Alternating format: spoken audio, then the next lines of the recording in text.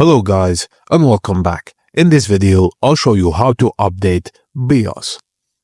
Before updating, you gotta identify your motherboard. Press the Windows key, type ms-info and press enter.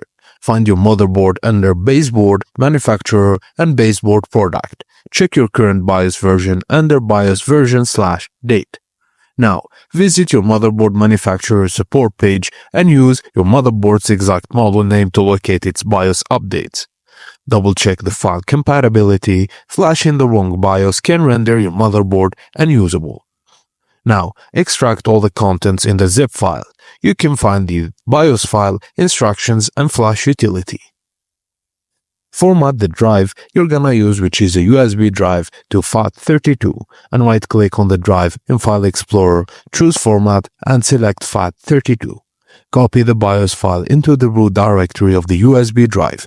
Do not do it inside a folder. Now restart your PC. On the splash screen, press the key to enter your BIOS EFI, like delete, F2, or specific keys like F8. Switch to advanced mode and, if available, locate the flash utility. Navigate to your USB drive in the flash utility and select the BIOS file. The utility will usually display your current BIOS version and the update version. Confirm you want to proceed with the update and double-check the BIOS file name before starting. After flashing, the utility will prompt you to reboot. Allow the system to restart and finalize the BIOS update, and this may take longer than a normal boot, so wait. Re-enter the BIOS or EFI after the update and check and restore any settings that might have been reset, such as memory profiles or boot priorities.